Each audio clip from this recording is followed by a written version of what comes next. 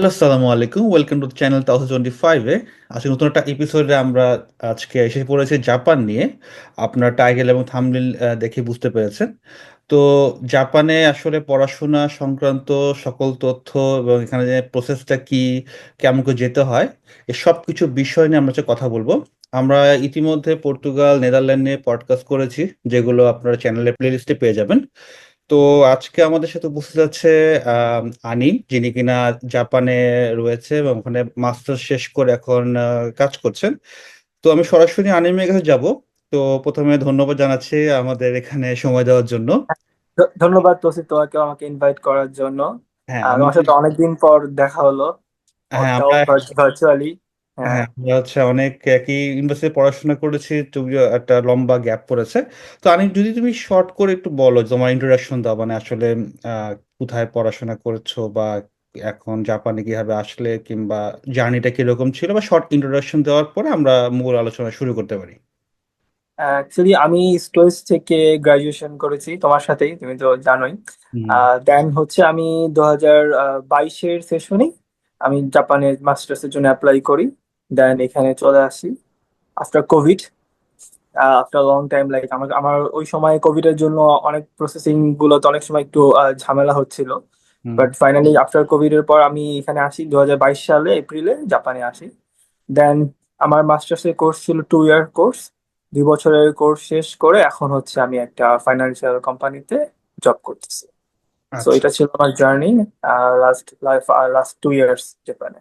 আচ্ছা, তো আমি যে প্রথম যে কোশ্চেন সবাইকে করি যে কেন জাপান, মানে এত কান্ট্রি থাকতে জাপান চুজ করার রিজনটা কি ছিল, মানে যেখানে মানুষ ইংলিশ স্পিকিং কান্ট্রি বা ইউরোপ প্রেফার করে, তো জাপান তো একটু একটা সাইডে পড়ে গিয়েছে। তো এটা কারণটা কি, মোটিভেশনটা কিভাবে বা কি উদ্দেশ্য আর কি? হ্যাঁ, এইটা আমার একটা পার্সোনাল প্রেফারেন্স ছিল। সেটা হচ্ছে আমি যখন ইউনিভার্সিটি অবস্থায়, তো আমি তখন তোমার তোমার সাথেও আমি হয়তো বা কথা বলেছিলাম যে হুম। আমরা আহ, বাইরে কিভাবে অ্যাপ্লাই করতে পারি। তোমার সাথে হুম। জার্মানি নিয়ে অনেক ডিসকাস অনেক হয়েছিল। আলোচনা হচ্ছে, জি। হ্যাঁ, তো আমার যখনই আমি আহ, তোমার মনে করো যখন চেষ্টা করি যে বাইরে পড়াশোনা করার জন্য অ্যাপ্লাই করব, তখনই হচ্ছে আমার প্রেফারেন্স ছিল দুইটা কান্ট্রি, একটা হচ্ছে জার্মানি, দেন হচ্ছে জাপান। অ্যান্ড দুইটারই কারণ ছিল হচ্ছে tuition fee. As first of all জাপানের যে টিউশন ফি, জাপানের টিউশন ফি এবং যে পার্ট টাইম যে জব, তো এইটা করে তুমি যেটা দুইটা ম্যানেজ করা যায়, যেটা হয়তো বা লাইক কানাডা অস্ট্রেলিয়াতে একটু টাফ। আচ্ছা। কারণ as a middle class, from a middle class family, so it's difficult যে আমি আবার বিদেশে পড়তে এসে বাংলাদেশ থেকে সাপোর্ট নিয়ে। তো এটা আমার কাছে মনে হয় ডিফিকাল্ট ছিল। That's why actually I choose Japan, because Japan is the only country that if you work hard, then you can survive with your all educational expense also, and also you can bear your other expense by just working part-time job. আচ্ছা, আমি এইসব বিষয়ে নিয়ে আমরা কথা বলবো, part time job সংক্রান্ত। আমি পরে যে কোশ্চেনটা করতে চাই, জাপান যে জাপানিজ ল্যাঙ্গুয়েজটা চলে, তো ভাষা কি আগে থেকে শিখে যেতে হয়, নাকি ওখানে যা স্কোপ আছে, কিংবা ল্যাঙ্গুয়েজ ব্যারিয়ারটা কিরকম, বা ওরা কি ইংলিশে কথা বলে কিনা, বা ইউনিভার্সিটি পার্সপেক্টিভ এবং হচ্ছে যে শহরে আছো, যে শহরের এনভায়রনমেন্ট, ওরা কিরকম ইংলিশটা চলে বা। হ্যাঁ, ফার্স্ট অফ অল হচ্ছে ইউনিভার্সিটি, আমি যদি বলি ইউনিভার্সিটি অ্যাপ্লিকেশনের ক্ষেত্রে there is no requirement for language, Japanese language. So university English track, তো তোমাকে ইংলিশে সবকিছু, এভরিথিং সবকিছু ইংলিশেই, সার্টিফিকেট ইংলিশেই, তোমার ইংলিশ টেস্ট দিতে হবে। Personally in Japan, English is very difficult, like with English survive করা ভেরি ডিফিকাল্ট। বিকজ আমি আমার জার্নিটা যদি বলি, আমি যখন ফার্স্ট জাপানে আসি, তা আমার এইরকম আইডিয়া ছিল না যে জাপানে মানুষ অ্যাকচুয়ালি একেবারেই ইংলিশ ওরা বলতে চায় না আচ্ছা, আচ্ছা। অ্যাকচুয়ালি। হ্যাঁ, তো আমি হচ্ছে জাস্ট কনভার্সেশন লেভেল, যে জাপানিজ লেভেলটা N5, ওটুকু জাস্ট বাংলাদেশে একটু প্র্যাকটিস করে আসছিলাম। তো এখানে আসার পর ইউনিভার্সিটিতে আমার কোনো প্রবলেম হয় না, কারণ ইউনিভার্সিটি পুরোটা ইন্টারন্যাশনাল একটা কালচার, তো এখানে অনেক স্টুডেন্ট ছিল। বাট আদারওয়াইজ এনিথিং, এনি জায়গায়, যে কোনো জায়গায় চলতে ফিরতে আমার অনেক প্রথমে অনেক প্রবলেম হয়েছে। বিকজ জাপানিজ পিপল অ্যাকচুয়ালি, ওরা যদি ইংলিশ পারেও তাও ওরা ইংলিশ অ্যাকচুয়ালি বলতে খুব শাই ফিল করে। তো তাহলে তোমরা কি সাজেশন করো যারা জাপানে আসতে চায়, আগে থেকে জাপানিজ ল্যাঙ্গুয়েজটা কি শিখে আসবে বাংলাদেশ থেকে? Of course it's must, it's must at least যেন তারা বেসিক কনভারসেশন লেভেল তো অবশ্যই যদি পারে, আর অ্যাডভান্স লেভেল যেন শিখে আসে। তাহলে জাপান ল্যাঙ্গুয়েজ শেখাটাই সবচেয়ে ভালো হবে। তো জাপানের যে অ্যাডমিশনের ক্ষেত্রে কি এমন কোনো সিস্টেম আছে ইউনিভার্সিটি আর কলেজ, নাকি সবাই ইউনিভার্সিটিতে যাবে, নাকি আমার যেরকম আছে যেমন ঢাকা কলেজ, তিতুমির কলেজ আবার ইউনিভার্সিটি, জাপানে কি এরকম কোনো ইয়ে আছে কিনা? হ্যাঁ, জাপানে হচ্ছে তোমার ইউনিভার্সিটি আছে আর একটা হচ্ছে কলেজ বলে, সেটা হচ্ছে ল্যাঙ্গুয়েজ কলেজ। আচ্ছা সেটা আচ্ছা। পুরোটাই ডিফারেন্ট প্রোগ্রাম। তো কেউ যদি চিন্তা করে যে আমি জাপানের ল্যাঙ্গুয়েজ প্রোগ্রামে যাব, দেয়ার আর টু প্রোগ্রাম, একটা হচ্ছে ইউনিভার্সিটি ট্র্যাক, একটা হচ্ছে ল্যাঙ্গুয়েজ ট্র্যাক। তো ল্যাঙ্গুয়েজ ট্র্যাকের পুরো প্রোগ্রামটা আলাদা। সে হচ্ছে এখানে আসবে, সে ল্যাঙ্গুয়েজ শিখবে 2 বছর, দেন হচ্ছে তার হচ্ছে সে একটা 2 বছরের যে কোনো একটা স্পেসিফিক লাইক সাবজেক্টে ডিপ্লোমা করবে। It's not a like bachelor আর masters, it's a diploma. Then সে হয়তো বা তখন জব করবে। সেটা এটা হচ্ছে পুরো আলাদা একটা ট্র্যাক। আর আচ্ছা। ইউনিভার্সিটি ট্র্যাকে এটা হচ্ছে ডিফারেন্ট ট্র্যাক, যে কেউ যদি ইউনিভার্সিটি আসতে যায় তাহলে সে ইউনিভার্সিটি আসবে, সেক্ষেত্রে কোনো ল্যাঙ্গুয়েজ রিকোয়ারমেন্ট। আচ্ছা। নাই আজকে বুঝতে পেরেছি। তো এক্ষেত্রে হচ্ছে যদি আমি ইউনিভার্সিটির কথাই বলি, যেহেতু তুমি ইউনিভার্সিটিতে পড়াশোনা করছো, তো এখানে বেসিক কি কি ডকুমেন্টস লাগে ওর অ্যাপ্লিকেশন করার জন্য আর কি, মানে কি কি রিকোয়ারমেন্ট, বা মানে যারা জাপানে পড়াশোনা করতে চায় কখন থেকে শুরু করা উচিত, কি কি ডকুমেন্টেশন তাদের রাখতে পারে? হ্যাঁ, তো জাপানে অ্যাকচুয়ালি হচ্ছে ইনটেক হচ্ছে দুইটা। একটা হচ্ছে তোমার এপ্রিল সেশন, আর একটা হচ্ছে তোমার সেপ্টেম্বর সেশন। সেশন গুলো এপ্রিল আর সেপ্টেম্বর হলো, এটার অ্যাপ্লিকেশন পিরিয়ডটা খুব আর্লি শুরু হয়ে যায়, লাইক লাইক 6 মান্থস এগো, অ্যাটলিস্ট 6 মান্থ 5 মান্থ আগে শুরু হয়ে যায়। লাইক তুমি যদি এপ্রিলে অ্যাপ্লাই করতে চাও তাহলে তোমাকে অবশ্যই অক্টোবর সেপ্টেম্বর থেকে, অ্যাটলিস্ট অক্টোবর থেকে তোমাকে প্রিপারেশন ডকুমেন্ট রেডি করতে হবে। তো ডকুমেন্টের ক্ষেত্রে প্রথম হচ্ছে যে ইউনিভার্সিটির কথা যদি বলি, তাহলে হচ্ছে তোমার অ্যাজ ইউজুয়াল এডুকেশনাল সার্টিফিকেট, সাথে হচ্ছে তোমার লেটার অফ রিকমেন্ডেশন। সেটা ব্যাচেলার ক্ষেত্রে হচ্ছে একটা, মানে একটা হলে হয়, আর মাস্টার্স এর ক্ষেত্রে দুইটা লাগে। আচ্ছা আচ্ছা আর আচ্ছা। হ্যাঁ, আর ইংলিশ টেস্ট, ইংলিশ রিকোয়ারমেন্টের ক্ষেত্রে জাপানে একটা সুবিধা আছে, সেটা হচ্ছে জাপানে ডুয়েলিঙ্গো অ্যাকসেপ্টেবল। সো ডুয়েলিঙ্গো তুমি দিয়েই করতে পারবা, আর সাথে আইএলটিএস তো আছেই। আর হচ্ছে কিছু কিছু ইউনিভার্সিটি আছে, সেটা হচ্ছে স্পেসিফিক কিছু ইউনিভার্সিটির ক্ষেত্রে সেটা হচ্ছে তোমার এমওয়াই অ্যাকসেপ্টেবল। বাট এটা হচ্ছে স্পেসিফিক ইউনিভার্সিটি ক্ষেত্রে, সব ইউনিভার্সিটির ক্ষেত্রে না। আইএলটিএস যদি বলি, আইএলটিএস কিরকম রিকোয়ারমেন্ট লাগে? 6, 6.5, 7 আর ফাইভ হ্যাঁ, পয়েন্ট ফাইভ ব্যাচেলার ক্ষেত্রে most of the university requirement 6, আচ্ছা আর মাস্টার্স এর ক্ষেত্রে সেক্ষেত্রে 6.5। আচ্ছা আচ্ছা আচ্ছা। আর আর যদি দুইলিঙ্গ বলি, তাহলে দুইলিঙ্গের ক্ষেত্রে ব্যাচেলারে হচ্ছে 100, আর মাস্টার্সে 150। তারপর তো এটা অবশ্যই ভ্যারি করে, ওয়েবসাইটটা হ্যাঁ, দেখলেই সবাই হ্যাঁ, বুঝতে পারবে আর হ্যাঁ, কি। হ্যাঁ, তা প্রিপারেশন নেওয়া উচিত হচ্ছে 6 মাস আগের থেকে মোটামুটি যা। হ্যাঁ, হ্যাঁ, মানে ম্যাক্সিমাম 6 মাস আগে থেকেই প্রিপারেশন নেওয়া উচিত, কারণ তোমার অক্টোবরেই তোমার অ্যাপ্লিকেশন পিরিয়ড শুরু হয়ে যায়। সেটা রেজাল্ট চলে আসে ডিসেম্বরে। দেন হুম। হচ্ছে প্রসেসিং করতে, সিও পেপার সব এভরিথিং করতে আরো 2-3 মাস সময় লাগে, দেন হচ্ছে এপ্রিলে ক্লাস শুরু। আচ্ছা, কোন সেশন সবচেয়ে বড় হয়? যেমন ইউরোপের ক্ষেত্রে যেমন সেপ্টেম্বরটা সবচেয়ে বড় একটা সেশন হয়, জাপানে কি এরকম হ্যাঁ, same? হ্যাঁ, হ্যাঁ, হ্যাঁ, জাপানেও সেম। জাপানে হচ্ছে তোমার এপ্রিল সেশনটা হচ্ছে তোমার এপ্রিলের যে সেশনটা, সেটা হচ্ছে তোমার সবচেয়ে মানে স্টুডেন্ট বেশি থাকে। সেপ্টেম্বর সেশনটা স্টুডেন্ট কম থাকে। আচ্ছা এপ্রিলে অনেক স্টুডেন্ট অ্যাপ্লাই করে, আর সেপ্টেম্বর হচ্ছে কম স্টুডেন্ট অ্যাপ্লাই করে। আচ্ছা। তুমি যেটা বলেছিলে যে টিউশন ফি অনেক কম, তো আমাকে একটু মানে দর্শকের ধারণা দেওয়া উচিত যে কিরকম টিউশন ফি তারা একটা বাজেট করতে পারে জাপানে পড়াশোনার জন্য, ব্যাচেলার এবং মাস্টার্স। হ্যাঁ, টিউশন ফি কম বলতে টিউশন ফি অ্যাকচুয়ালি মোটামুটি আছে, বাট আমি যেটা বলতে চাচ্ছি সেটা হচ্ছে যে তুমি এখানে পার্ট টাইম জব করে সে টিউশন ফিটা ম্যানেজ করতে পারবা, আচ্ছা এটা হচ্ছে মেইন রিজন জাপানে। আচ্ছা আচ্ছা। Tuition fee is like similar like Europe, but এখানে একটা সমস্যা হচ্ছে যে পার্ট টাইম জবটা অনেক অ্যাভেলেবেল, এবং এটা তুমি একটু হার্ড ওয়ার্ক করলে তুমি সেই টাকাটাও তুমি ম্যানেজ করা যায় নিজে নিজে, যেটা আমি অলরেডি 2 বছর আমার মাস্টার্সে তোমার টোটাল বছরে লেগেছিল অলমোস্ট 10 লাখ এর মতো পার ইয়ার। তো 10 লাখ টাকাটা কিন্তু আমি এখানে এসে দেন হচ্ছে পার্ট টাইম জব করে নিজেই টিউশন ফিটা দিয়েছি। এইটাই ছিল একমাত্র রিজন যে জাপান চুজ করা। কারণ যদি এখানে কানাডা অস্ট্রেলিয়ার ক্ষেত্রে যদি আমি বলি, সেখানে একটু টাফ। তো এটা আর টিউশন ফির ক্ষেত্রে যদি মোস্ট অফ দ্য ইউনিভার্সিটির ক্ষেত্রে ইয়ারলি 10 লাখ হচ্ছে লাগে। আরেকটা সেটা হচ্ছে মেন জিনিস, সেটা হচ্ছে স্কলারশিপ।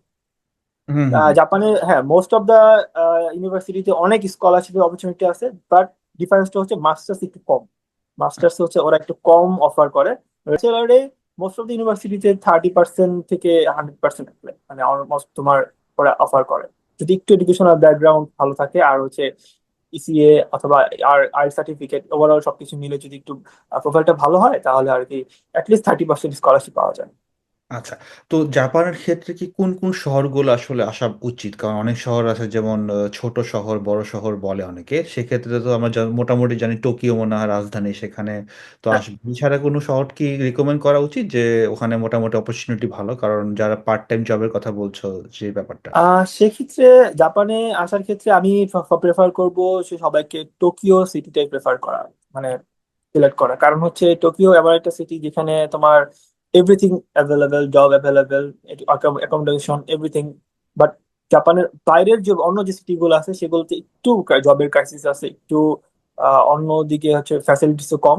তো অ্যাকচুয়ালি মোস্ট অফ দা ভালো ইউনিভার্সিটি গুলো টোকিওতে আশেপাশে, টোকিও সাইতামার আশেপাশে, লাইক 1 আওয়ার ফ্রম, লাইক আমি যেখানে এখন যেখানে থাকি সেটা হচ্ছে সেন্ট্রাল টোকিও থেকে 1 আওয়ার লাগে মেট্রোতে যেতে। তো 1 আওয়ার হচ্ছে তোমার ওকে, যে তুমি রেগুলার 1 আওয়ার যাতায়াত করে ইউনিভার্সিটি কাজে এটা করা যায়। বাট তুমি যদি অন্য কোনো স্টেট চুজ করো লাইক ওসাকা, কোবে অথবা অন্য কোনো, সেক্ষেত্রে একটু প্রবলেম হয়ে যায়। তো আমি বলবো যদি কেউ যদি লাইক অ্যাপ্লাই করার জন্য চেষ্টা করে তাহলে ফার্স্ট প্রেফারেন্স যেন টোকিও রাখে। দেন যদি স্কলারশিপ পায় অন্য কোথাও তাহলে সেক্ষেত্রে যেন অন্য, দেন সেকেন্ড প্রেফারেন্সটা রাখে অন্য কোনো সিটি। আচ্ছা। তাহলে এই যে তুমি বলে পার্ট টাইম জবের অপরচুনিটি অনেক ভালো। তো কি ধরনের পার্ট টাইম জব ওরা মানে চিন্তা করতে পারে বা অ্যাপ্লিকেশন করতে পারে আসার পর মানে যারা সার্ভাইভিং জব বা কি ধরনের চাকরি বা সুযোগ আছে আর কি জাপানে? প্রথমে হচ্ছে, যদি আমি এখানে যেমন পার্ট টাইম জব গুলো যদি আমি বলি, সেখানে হচ্ছে তোমার কিছু ডেলিভারি কোম্পানি আছে লাইক অ্যামাজন, ওদের ওয়্যার হাউসের হচ্ছে তোমার প্রোডাক্ট সর্টিং এর জবগুলো। হ্যাঁ, এই জবগুলোতে ক্ষেত্রে ল্যাঙ্গুয়েজ রিকোয়ারমেন্ট একদমই লাগে না, জাস্ট হালকা hi hello just commercial level করলেই পাওয়া যায়। আর প্রথমত স্টুডেন্ট আসে এই সব জবগুলোই করে, কারণ ফার্স্টে তো একটু ল্যাঙ্গুয়েজ ব্যারিয়ার থাকে। তো এগুলো এইগুলোই প্রথমে করে। দেন হালকা একটু ল্যাঙ্গুয়েজটা যদি একটু ভালো হয়, দেন হচ্ছে তোমার বিভিন্ন ধরনের সুপার শপ, রেস্টুরেন্ট, আদার লাইক মার্কেট, এগুলো যে তোমার ইজিলি ওরা জব নিয়ে নেয় যদি কনভার্সেশন লেভেলটা ভালো থাকে। তো জাপানের একটা সময় একটা একটা তোমার প্লাস পয়েন্ট আছে, সেটা হচ্ছে তোমার ল্যাঙ্গুয়েজ যদি ভালো থাকে, তো I think you have a lot of options, like অপশনের কোনো অভাব নাই। আচ্ছা, আচ্ছা। তো আমরা যদি তোমার কোনো ধারণা আছে কিনা লিভিং কস্ট আনুমানিক কিরকম? মানে একটা মাসে যারা সাধারণভাবে চলতে চায়, হ্যাঁ, কিরকম একটা লিভিং কস্টটা হতে পারে? যে টোকিও শহরেই তুমি এক্সাম্পল দিতে পারো একটা এভারেজ করে মাসে তাহলে একটা ধারণা। আচ্ছা, মাসে আমি যদি আমি অ্যাকচুয়ালি তাহলে যেহেতু বাংলাদেশে, তো আমি টাকাতেই বলি যে কত হুম, টাকা টাকা অ্যাকচুয়ালি। হ্যাঁ, হ্যাঁ। টোকিওতে তোমার মান্থলি সিঙ্গেল রুম নিয়ে তুমি যদি থাকো তাহলে হচ্ছে তোমার মান্থলি অ্যাটলিস্ট 60-70 থাউজেন্ড টাকা, 60 থেকে 70 থাউজেন্ড টাকা হচ্ছে যাবে। সেটা হচ্ছে একটা মিনিমাম একটা কস্ট। তারপর এটা তোমার তোমার লাইফস্টাইলের উপর ডিপেন্ড করে, বাট লাইক ওয়ান রুমের বাসা with one kitchen and everything and others, so I think 60 থেকে 70 থাউজেন্ড হচ্ছে তোমার মান্থলি যাবে আর কি। সব মিলিয়ে। সব মিলে, হ্যাঁ, এভরিথিং লাইক আর with utilities and others, mobile bills, everything and food, others also. আচ্ছা, আচ্ছা। তো এইখানে কি বাসা পাওয়া কি সহজ? এখানে কি ডরমেটরি সিস্টেম আছে নাকি ওখানে অনেক স্ট্রাগল? কারণ ইউরোপে কিন্তু খুবই কষ্ট একটা রুম ম্যানেজ করা। তো জাপানে কি সেম সিস্টেমটা কিনা নাকি ইউনিভার্সিটি? হ্যাঁ, জাপানে হচ্ছে জিনিস মানে ব্যাপারটা হচ্ছে যে তুমি এখানেও রুম হচ্ছে কি, রুম অ্যাভেলেবেল, বাট হচ্ছে তোমার এখানে জাপানিজ যারা আছে, যারা আমাদের এখানে জাপানিজ, আমাদের জাপানিজ সিস্টেম হচ্ছে এজেন্সির মাধ্যমে রুম নিতে হয়। লাইক আচ্ছা, আচ্ছা। আমরা ডিরেক্টলি ওনারের সাথে কোনো কন্ট্যাক্ট হয় না, এখানে একটা এজেন্ট থাকে, এজেন্টের মাধ্যমে আর কি ওই হাউসিং এজেন্সির মাধ্যমে বাসাগুলো নিতে হয়। সেক্ষেত্রে অনেক সময় কি হয়, ওরা স্টুডেন্টদেরকে দিতে চায় না, কারণ এটা একটু প্রবলেম। কারণ ওরা চায় যে জাপানিজরাই যেন বাসাগুলো, তোমার ল্যাঙ্গুয়েজ একটু ভালো থাকলে, একটু কথা বলতে ভালোভাবে কথা বলতে পারলে এটা ইজিলি ম্যানেজ করা যায়। আর টোকিওর দিকে এটা হচ্ছে আমি বললাম যে সাইতামার দিকে, বাট সেন্ট্রাল টোকিওতে অনেক শেয়ার হাউস আছে, সেটা অনেক মানে একটা ভালো একটা জিনিস, সেটা হচ্ছে স্টুডেন্টদের জন্য। লাইক ওখানে তোমার একটা বড় অ্যাপার্টমেন্ট থাকে, লাইক 10টা রুম থাকে, প্রত্যেকের রুম আলাদা আলাদা, but common kitchen room, common washroom. সেক্ষেত্রে তোমার কষ্টটা কম, মানে খরচটা কম পড়ে। এটা হচ্ছে টোকিওর দিকে পাওয়া যায়। তো এইগুলোতে মোস্ট অফ দি স্টুডেন্টরা শেয়ার হাউসে এইভাবে থাকে আর কি। আচ্ছা, আচ্ছা, আচ্ছা। তো তুমি যেহেতু পড়াশোনা শেষে জব করছো, প্রফেশনাল জব। তো পড়াশোনা শেষে আসলে কি কেমন অপরচুনিটি আছে? বা পড়াশোনা সাকসেসফুলি শেষ করার পরে জব সার্চিং কিরকম ভিসা দেয় বা সিস্টেমটা কি আসলে জাপানে? প্রথমত হচ্ছে যখন তুমি ইউনিভার্সিটিতে আসলে, ইউনিভার্সিটিতে আসার পর মাস্টার্স এর তো 2 বছর আর ব্যাচেলারে 4 বছর। হুম, হুম। তো 4 বছর ইউনিভার্সিটি করার পর মানে ইউনিভার্সিটি গ্রাজুয়েশন পরে তোমাকে ফার্স্ট 6 মান্থ সময় দিবে একটা জব হান্টিং ভিসা, মানে হচ্ছে 6 মান্থ স্টেন্ড করার সময় দিবে। তুমি এই সিক্স মান্থ হচ্ছে তুমি জব সার্চ করবা। তো বাই চান্স জব ম্যানেজ না হয়, দেন হচ্ছে তোমার আরো 6 মান্থ দেয়, বাট সেক্ষেত্রে কিছু কন্ডিশন আছে। সেক্ষেত্রে তোমাকে এই 6 মান্থে তুমি যে জব হান্টিং করছো, জব সার্চ করছো, ইন্টারভিউ দিছো, তোমাকে এগুলোর ডকুমেন্ট, এগুলোর লাইক প্রুফ দেখাতে হবে, দেন তুমি আরো 6 মান্থ পাবা। তো যদি বলা যায় ওভারঅল 1 ইয়ার পাওয়া যায়, বাট প্রথম 6 মান্থ ইজিলি পাওয়া যায়, বাট পরে 6 মান্থ ক্ষেত্রে তোমার কিছু কন্ডিশন থাকে। আর পড়াশোনা শেষে জব আসলে পাওয়া যায় কিরকম? মনে করে যারা সাকসেসফুলি শেষ করে কোন কোর্স বা হ্যাঁ, ল্যাঙ্গুয়েজ কতটুকুন ব্যারিয়ার বা কিছু মানে এই সংক্রান্ত যদি এটা। তোমার আহ, ইউনিভার্সিটি জাপানে প্রত্যেকটা গ্রাজুয়েটের পরে যে জব পাওয়ার আর মনে করো অলমোস্ট প্রত্যেকটা গ্রাজুয়েটের জন্য অলমোস্ট একটা থেকে দুইটা জব থাকে, মানে যদি আমি পার্সেন্টেজে বলি। বাট এখানে একটা জিনিস সেটা হচ্ছে মানে ডিফারেন্স, সেটা হচ্ছে ল্যাঙ্গুয়েজ। কারণ যারা 4 বছরের ব্যাচেলারে আসে, তো সেক্ষেত্রে কিন্তু ওরা 4 বছর কিন্তু একটা ল্যাঙ্গুয়েজ শিখার একটা টাইম পায়। হুম, তো হুম, হুম। তুমি যদি 4 বছরে, জাপানের তো তোমার 5টা স্টেজ আছে ল্যাঙ্গুয়েজের, তো হুম, অ্যাটলিস্ট তোমার 3টা স্টেজ, মানে অ্যাটলিস্ট মিনিমাম 3টা স্টেপ যদি তুমি ভালো করে শিখতে পারো, লাইক N3 বলে, জাপানে জিএলপিটি বলে, জিএলপিটি N3। হুম। N3 দিলে তুমি একটা জব ইন্টারভিউ করার মতো যদি তোমার থাকে, সেক্ষেত্রে তুমি করতে পারবা। বাট এখানে যদি N2 মানে মিনিমাম হচ্ছে বিজনেস লেভেল জাপানিজটা থাকে, সেক্ষেত্রে তোমার ইজিলি তুমি গ্রাজুয়েশনের 2 থেকে 3 মাসের ভিতরে তুমি জব ম্যানেজ করতে পারবা। আচ্ছা, সেক্ষেত্রে কিন্তু তোমার এখানে অবশ্যই বিজনেস লেভেলে জাপানিজ থাকতে হবে। তো আচ্ছা। এখানে, হ্যাঁ, এখানে তো মানে এখানে তোমার ultimately job search, job opportunity, তুমি জব কিভাবে ক্র্যাক করতে পারো সেটা ডিপেন্ড করতেছে পুরোপুরি ল্যাঙ্গুয়েজের উপরে। তোমার সিজিপিএ যদি খারাপ হয়, that doesn't matter in Japan, but জাপানে একটা জিনিস হচ্ছে তোমার সিজিপিএ ওরা দেখবে না, ওরা দেখবে তোমার ল্যাঙ্গুয়েজ আর ওভারঅল তোমার কোয়ালিফিকেশন, দ্যাটস ইট। তো তোমার এই জবটা পেতেও কি তুমি জব করছো এখানে এখানে কি ল্যাঙ্গুয়েজ তোমাকে একটা বড় একটা মানে করেছে, হেল্প করেছে? ফর্চুনেটলি আমি যে জবটা করতেছি সেক্ষেত্রে আমার ল্যাঙ্গুয়েজ রিকোয়ারমেন্ট এত বেশি ছিল না। আচ্ছা, ক্ষেত্রে আসলে খুবই খুবই লাকি। আচ্ছা, আচ্ছা। অ্যাজ এটা একটা রেমিটেন্স কোম্পানি ছিল, সো ফাইন্যান্সিয়াল, সেখানে আমার আলটিমেটলি আমাকে ডিল করতে হয় মোস্ট অফ দ্য বাংলাদেশি কাস্টমারকে নিয়ে, বাংলাদেশি কাস্টমার সার্ভিস নিয়ে। আচ্ছা, সো আচ্ছা। আমার ক্ষেত্রে, কারণ আমি তো এখানে আসার পর জাস্ট 1.5 বছর সময় পেয়েছিলাম, তো আচ্ছা, 1.5 বছর আসলে বিজনেস লেভেল জাপানিজটা নিজে নিজে শিখা, পার্ট টাইম জব করে পড়াশোনা করে, ভেরি ডিফিকাল্ট। তো I was struggling, but fortunately I got that offer. But for the better opportunity আমার সেক্ষেত্রে আমাকে বিজনেস লেভেল জাপানিজ অবশ্যই এখনো আমি চেষ্টা করতেছি ভালোভাবে শেখার জন্য, ফর বেটার অপরচুনিটি।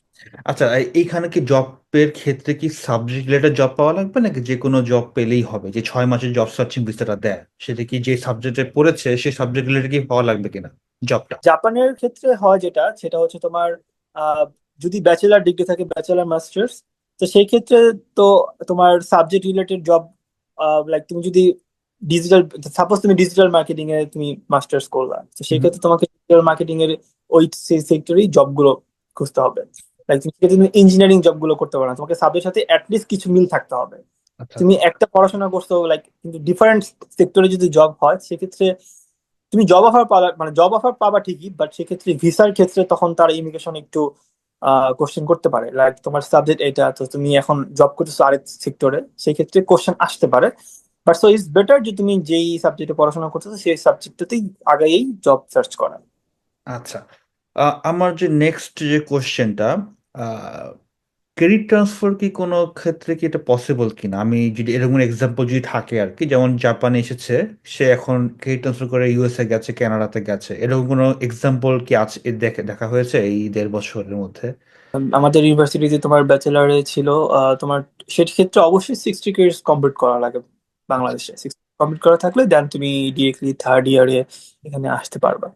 আচ্ছা। But depends on the university. আমাদের ইউনিভার্সিটি অপশনটা আছে, বাট হয়তো বা অন্য ইউনিভার্সিটিতে সেক্ষেত্রে আবার সাবজেক্টেরও অনেক কিছু আছে, সাবজেক্টে মিল থাকতে হয়। তো বাট অপশন অপশন আছে, বাট এটা হচ্ছে তোমার সিচুয়েশন। ইউনিভার্সিটি বা ইউনিভার্সিটি আসলে। আচ্ছা, আচ্ছা। তো এখানে একটা সবচেয়ে বড় কথা বলে, ইউরোপে অনেকে বলে ব্যাচেলারদের আসলে আসা উচিত কিনা, কারণ এখানে একটা লম্বা সময় একটা স্ট্রাগলের পিরিয়ড। তোমার এক্সপেরিয়েন্স থেকে কি তুমি কি ব্যাচেলার স্টুডেন্টদেরকে জাপানে কি আসার জন্য কি ইন্সপায়ার করবে, নাকি মাস্টার্সে আসা ভালো আর কি? মানে তোমার যে কি বলে, যারা ব্যাচেলারে আসতে চায় কিনা, জাপানে আসতে ভালো হবে কিনা? তুমি বলেছো মনে স্কলারশিপ অনেক অপরচুনিটি আছে ব্যাচেলার, তো ব্যাচেলার মানে জাপানের জন্য সবচেয়ে ভালো একটা অপরচুনিটি হতে পারে। হ্যাঁ, আমাকে যদি বলো যে দুইটা থেকে চুজ করতে, আমি অবশ্যই বলবো যে ব্যাচেলারে অ্যাপ্লাই করার জন্য।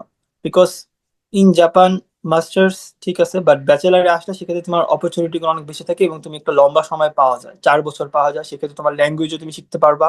4 বছরে অলমোস্ট বিজনেস ল্যাঙ্গুয়েজ ইজিলি শেখা যাবে। তারপর হচ্ছে তোমার, আর জাপানে জবের ক্ষেত্রে কি হয় যে তোমার মাস্টার্স আর ব্যাচেলার ডিগ্রিতে ক্ষেত্রে খুব ভ্যারি করে না। লাইক তুমি মাস্টার্স ডিগ্রি করলে যে তুমি খুব আরো ভালো একটা জব পাবা অথবা ভালো স্যালারি থাকবে, এই এই মানে এই ভ্যারিয়েশনটা একটু কম, মানে এত অনেক বেশি তফাৎ না। So I think it's better to, যদি কেউ আসতে চায় তাহলে যেন ব্যাচেলারই আসার জন্য প্রিপারেশনটা নেয়। কারণ ব্যাচেলারে তোমার স্কলারশিপও থাকে, আর হচ্ছে তোমার 4 বছর সময়ও পাওয়া যায়। আচ্ছা। আর আরেকটা যে কথা সেটা হচ্ছে, জাপানে কি স্পাউস আনা যায় কিনা, একসাথে কি ফ্লাই করা যায়, নাকি মেইন অ্যাপ্লিকেন্ট আগে আসার পরে তারপর স্পাউস আনবে, এর কোনো ধারণা আছে কিনা? না, জাপানি স্টুডেন্ট অবস্থায় স্পাউস এর অপশনটা নেই, ব্যাচেলারে একদমই নেই। মাস্টার্সে তাও আছে, বাট সেটা স্পেশাল কেসে। বাট সেই ক্ষেত্রেও তোমাকে এখানে আসার পরে তুমি অ্যাটলিস্ট 6 মাস স্টে করার পর দেন প্রসেসিং করতে পারবা। বাট আমরা যেমন অন্য দেশে যেমন ডিরেক্টলি হয়তো বা একসাথে ফ্লাই করা যায়, বাট সেক্ষেত্রে এই অপশনটা নাই। আচ্ছা, আচ্ছা। আর তোমার কাছে কি মনে হয়, জাপানের এত ভালো ভালো কথা বললে, কাদের জাপানে আসলে আসা উচিত না, মানে কারা চিন্তা করবে না জাপানে আসা, মানে কি ধরনের তারা চ্যালেঞ্জিং ফেস করতে পারে, তারা কনসিডার যদি ওগুলো থেকে থাকে, সেক্ষেত্রে কোনো কিছু আছে কিনা? মানে আমরা সবাইকে তো পজিটিভ বলছি, এবং নেগেটিভ কিছু আছে কিনা জাপানে, যা তুমি ওদের বলে না এটার জন্য জাপান আসলে আসা উচিত না, এরকম কিছু? কারো যদি মানে লাইক, আমি বলবো যে যার হচ্ছে জাপানিজ ল্যাঙ্গুয়েজের প্রতি ইন্টারেস্ট আছে সেই যেন একমাত্র জাপান আসে। এটাই আচ্ছা, হচ্ছে মানে বেসিক্যালি। কারণ হচ্ছে অনেক সময় দেখা যায় যে আমি ইংলিশ খুব ভালো পারি, বাট ল্যাঙ্গুয়েজতে আমার এত ইন্টারেস্ট নাই, সেক্ষেত্রে জাপানে এসে অনেক স্ট্রাগল করতে হবে। আর জাপান একটি স্ট্রেসফুল কান্ট্রি। এটাই জাপান একটা ডার্ক সাইড। জাপানের হয়তো সবাই জানা, সবার দূর থেকে হয়তো বা জাপান খুব লাইক সবাই খুব ভালো একটা পজিটিভ একটা ধারণা থাকে, বাট খুবই স্ট্রেসফুল এখানে জব কালচার। আফটার আমি এখন ফুল টাইম জবে আছি, পার্ট টাইম জবও করছি, বাট খুবই স্ট্রেসফুল। বাট হ্যাঁ, এখানে জাপানিজ যারা আছে তারা খুবই হেল্পফুল, ফ্রেন্ডলি। বাট এখানকার ওয়ার্ক কালচারটা স্ট্রেসফুল, মানে ওরা নিজেরাই স্ট্রেস থাকে এখানে। এমন না যে জাপানিজরা খুব ভালো আছে বাট এখানে লাইক ফরেনাররা স্ট্রাগল করে, দ্যাট ডাজন্ট লাইক দ্যাট। এখানে হচ্ছে তোমার ওদের ওয়ার্ক কালচারটাই হচ্ছে এরকম, যে এরকম ভাবে সেট আপ করা যেখানে তোমার কাছে স্ট্রেস নিতে হবে। বাট এটা এমন না যে তোমার কি বলে যে বেয়ার করা যায় না, এটা অবশ্যই তোমার করা মানে তুমি চেষ্টা করলে অবশ্যই তুমি এটা মানায় নিতে পারবা। বাট ওই তো বললাম, যার স্ট্রাগল করার ইচ্ছা আছে, যার জাপানিজ ল্যাঙ্গুয়েজ সম্পর্কে ভেরি ইন্টারেস্টেড, সেই যেন জাপান চুজ করে। আচ্ছা, আচ্ছা। এটা মোটামুটি ইউরোপেও সেম জিনিস আর কি। তো আমাদের এখন যে মেইন কোশ্চেন, যেটা সবার একটা ইচ্ছা থাকে, ভাই পিআর এবং পাসপোর্ট পাওয়া যায় কিনা, সোনার হরিণ জিনিসটা, তো এই ক্ষেত্রে হ্যাঁ, আসলে কিরকম পিআর অপরচুনিটি কিরকম আছে, এবং সেটেলমেন্ট কিরকম আছে, এবং পাসপোর্টে আদৌ পাওয়া যায় কিনা জাপান? হ্যাঁ, জাপানে হচ্ছে পাসপোর্ট আর পিআর হচ্ছে দুই সিস্টেম। হুম। সেটা হচ্ছে তো পাসপোর্টের ক্ষেত্রে তুমি আহ, জাপানে আফটার গ্রাজুয়েশন পরে 3 বছর জব করবা। 3 বছর জব করার পর সবকিছু মিলে 5 ইয়ার্স স্টে করার পর দেন তুমি পাসপোর্টের জন্য অ্যাপ্লাই করতে পারবা। আর সেক্ষেত্রে কিছু রিকোয়ারমেন্ট থাকবে, সেটা হচ্ছে তোমার ল্যাঙ্গুয়েজ, ওরা তোমার ল্যাঙ্গুয়েজ টেস্ট নিবে, তোমার ল্যাঙ্গুয়েজ রিকোয়ারমেন্ট। দেন হচ্ছে আরো আদার্স এভরিথিং, লাইক তোমার ট্যাক্স এভরিথিং, তোমার সবকিছু তুমি জাপানে আসার পরে তোমার যে যে রুলস এন্ড রেগুলেশন ছিল সবকিছু ঠিকঠাক ছিল কিনা। তারপরে হচ্ছে ওরা পাসপোর্টের জন্য তোমাকে আবেদন করার জন্য ভ্যালিফিকেশন দিবে, দেন তুমি অ্যাপ্লাই করতে পারবা। তোর যে 3 বছর পরে যেটা বলে ডাইরেক্ট কি পাসপোর্ট, এর মাঝে পিআর এর কোনো অপশন নেই এরকম জিনিসটা? হ্যাঁ, পিআর এর যেটা, আমি আমি আগে জাপানের পাসপোর্টের কথাটা বলি, তারপর পিআর এরটা আসতেছি। হ্যাঁ, দুইটাই ডিফারেন্ট জিনিস। আচ্ছা। অনেকে হয়তো বা পাসপোর্ট আর পিআর এখানে এক ভাবে, বাট এখানে জাপানে পাসপোর্ট আর পিআর দুইটাই ডিফারেন্ট জিনিস। সেটা হচ্ছে পাসপোর্টের ক্ষেত্রে যেটা হয়, তোমাকে যখন পাসপোর্ট দেওয়া হবে, তোমাকে জাপানে হচ্ছে তোমাকে লাইক দ্বৈত নাগরিক দেওয়া হবে না। তো তুমি জাস্ট যখন জাপানিজ পাসপোর্ট তোমাকে অ্যাপ্লাই করবা, জাপানিজ পাসপোর্ট যদি তোমাকে দেয়, তাহলে সেক্ষেত্রে তোমাকে বাংলাদেশের পাসপোর্ট তুমি ইউজ করতে পারবে না। অনলি তোমাকে জাপানিজ পাসপোর্টই তুমি ইউজ করবা। তো সেক্ষেত্রে ওইভাবে রিকোয়ারমেন্ট, ল্যাঙ্গুয়েজ রিকোয়ারমেন্ট থাকে তোমাকে। লাইক তোমাকে পুরোপুরি ওরা দেখবে তুমি জাপানিজ কালচার কতটুকু শিখছো, জাপানিজ ল্যাঙ্গুয়েজ কতটুকু শিখছো, তুমি জাপানে কতটুকু স্টেপ মানে লাইক ব্যালেন্স করতে পারছো, দেন হচ্ছে তোমাকে জাপানিজ পাসপোর্ট দিবে। হ্যাঁ, আচ্ছা। সেক্ষেত্রে তোমাকে full time job 3 years, 3 years full time job করার পরে তুমি অ্যাপ্লাই করতে পারবে। তো এটা হচ্ছে জাপানিজ পাসপোর্টের কথা গেলাম। দেন হচ্ছে পিআর এর কথা। পিআরটা হচ্ছে ডিফারেন্ট। পিআর হচ্ছে তোমাকে পার্মানেন্ট রেসিডেন্সি, সেটা তোমার অ্যাটলিস্ট, এটা একটু টাফ। জাপানিজ পাসপোর্টটা যতটা সহজ, লাইক 3 ইয়ার্স পরে তুমি অ্যাপ্লাই করতে পারছো, তো পিআর এর ক্ষেত্রে তোমাকে অ্যাটলিস্ট 5 থেকে 6 ইয়ার অপেক্ষা করতে হবে, দেন তুমি পিআর এর জন্য অ্যাপ্লাই করতে পারবে। কিন্তু আমার প্রশ্ন হচ্ছে, পাসপোর্ট পেলে তো পিআর এর সুবিধা তো ও ক্যান্ডিডেট পাচ্ছে না, যে যারা জাপানের পাসপোর্ট হোল্ডার করছে, পিআর তো একই সুবিধা মনে হয় তারা পাচ্ছে নাকি? হ্যাঁ হ্যাঁ, একই সুবিধা পাচ্ছে। পাসপোর্টের যে সুবিধা সেক্ষেত্রে আরো বেশি সুবিধা পাচ্ছে, সেক্ষেত্রে তুমি জাপানের সবকিছু এভরিথিং সুবিধা পাচ্ছ। বাট পিআর এর ক্ষেত্রে অনেক, বাট এখানে সমস্যা হচ্ছে কি, অনেকে হয়তো বা বাংলাদেশের নাগরিকত্বটা যে এটা মানে করতে চায় না যে বাংলাদেশি, তো সেক্ষেত্রে কারণ জাপানি, তো সেক্ষেত্রে অনেকে হয়তো বা পিআর এর জন্য করে, যে ওয়েট করে যে পিআর এর জন্য অ্যাপ্লাই করবে। বাট মোস্ট অফ দা কেসেসে পাসপোর্ট পাওয়াটা ইজি বেশি, সেক্ষেত্রে 5 ইয়ার্স পরে তুমি অ্যাপ্লাই করতে পারতেছো। আর পিআর এর ক্ষেত্রে হয়তো একটু ওয়েট করতে হয়। পিআর এর ক্ষেত্রে তুমি হচ্ছে বাংলাদেশের পার্মানেন্ট রেসিডেন্সি, এখানেও পার্মানেন্ট রেসিডেন্সি, সো এখানে তোমাকে একটু ওয়েট করতে হয়, একটু সময় বেশি লাগে আর কি। বুঝতে পেরেছি। তার মানে মোটামুটি এইটা জাপানে আমরা মোটামুটি একটা ধারণা পাওয়া গেল। তো তোমার যদি শেষ মুহূর্তে চলে আসছি আমরা, তো তোমার যদি কোনো বলার থাকে যারা কিনা জাপানে আসতে চায়, তাদের কোনো শেষ কথা বা কোনো টিপস অ্যান্ড ট্রিক্স বা কোন বিষয়গুলো যাতে মাথায় রাখা উচিত? কারণ আমি ভিসা নিয়ে অনেকে চিন্তিত, অনেক সময় ভিসা রিজেকশন হয় কিনা। তো কোন কোন দিকগুলো তারা বিবেচনা করতে পারে যাতে করে ইজিলি জাপানে আসতে পারে, এবং কি কি প্রস্তুতি নেওয়া উচিত? এসব কিছু মিলে যদি তুমি কিছু বলতে, তোমার এক্সপিরিয়েন্সটা। প্রথমত হচ্ছে তোমার কারো যদি জাপানে আসার ইচ্ছে থাকে, তো it's very welcome, because Japan is most very beautiful country. And জাপানের ভিসার ক্ষেত্রে ভিসা প্রসেসিং, তোমার একটা জিনিস বলি, সেটা হচ্ছে তুমি যদি অফার লেটার পাও, দেন 90% ইজ ওকে, তুমি ভিসা প্রসেসিং এর ক্ষেত্রে very easy for the university student. I am not talking about the language student, only for the university. Because university স্টুডেন্টের ক্ষেত্রে আমার দেখা পর্যন্ত এমন কোনো লাইক কোনো স্পেশাল কেস ছাড়া এরকম কোনো হয় না যে অফার লেটার পাইছে বাট পরবর্তীতে ভিসা রিজেকশন হয়েছে। সো অফার লেটার পাওয়া মানে অ্যাটলিস্ট 90% তোমার ভিসা তোমার পাওয়া যাবে আর কি। তো সেই ক্ষেত্রে is is very easy. And জাপানে আরেকটা জিনিস হচ্ছে যে তোমার জাপানিজ যে কালচার, অনেকে জাপানে যদি আসার ইচ্ছা থাকে, আর মোস্ট অফ দা আমি এখানে দেখছি কি যারা জাপানে আসছে না, ওদের আগে থেকেই দেখতাম যে আমি যাদের সাথে চলছি, তো ও দেখতাম যে ওদের আগে থেকে জাপানের প্রতি আলাদা একটা ফ্যাসিনেশন থাকে অনেকেরই, লাইক অ্যানিমে, তারপর জাপানিজ কালচার। তো দেখতাম যে ওরা এখানে আসার পর ওগুলোর মানে ওই জিনিসগুলোর সাথে খুব ভালোভাবে অ্যাডজাস্ট করে নিচ্ছে আর কি। সো আমি বলবো যে যদি কারো যদি আসার ইচ্ছা হয়, আর বিশেষ করে লাইক আমাদের মতো যারা মিডল ক্লাস ফ্যামিলি আছে, তো সেক্ষেত্রে জাপানের তুমি আসার পরে পার্ট টাইম জব করে অ্যাটলিস্ট নিজের টিউশন ফি নিজে তুমি অ্যাপ্লাই মানে নিজে করতে পারতেছো, এটা একটা বড় একটা লাইক পয়েন্ট। কারণ অন্যান্য দেশে কিন্তু এটা একটু টাফ, সো বাট জাপানে এটা খুব ইজিলি করা যায়। আর যেহেতু স্কলারশিপের অনেক অপরচুনিটি আছে, একটু ল্যাঙ্গুয়েজটা যদি শিখতে পারো, ল্যাঙ্গুয়েজটা যদি শিখতে পারা যায়, তাহলে অনেক অপরচুনিটি আছে। তো আমি বলবো যে জাপান যদি চুজ করো কেউ, তাহলে অবশ্যই ল্যাঙ্গুয়েজটা সামনে রেখে, ল্যাঙ্গুয়েজের কথা মাথায় রেখে দেন জাপানে আসো, তোমার জন্য অনেক অপরচুনিটি আছে। তো আমরা মোটামুটি কিছু শুনতে পেলাম দর্শক, যে জাপান আসলে শুরু থেকে শেষ পর্যন্ত পুরো প্রসেসটা, এবং আমাদের জাস্ট গেস্ট ছিল, উনি কিন্তু তার পুরো এক্সপিরিয়েন্সটা আমাদের সাথে শেয়ার করেছেন। অসংখ্য ধন্যবাদ হানিম, আমাদেরকে সময় দেওয়ার জন্য আরো একবার। যে আমরা জাপান নিয়ে যদি আরো কিছু আপনাদের কিছু বলার থাকে, আপনারা কমেন্ট করবেন, আমরা চেষ্টা করবো ওইটা নিয়ে প্রি পডকাস্ট, কিংবা আনিম নিজে আপনাদেরকে অ্যান্সার করতে পারবে। তো এই ছিল আজকের মতো ভিডিও। আপনাদের আবার সামনে কোন নতুন কোনো ভিডিও নিয়ে আসবে, নতুন কোনো দেশ নিয়ে, সে সংক্রান্ত আবার দেখা হবে। আসসালামু আলাইকুম।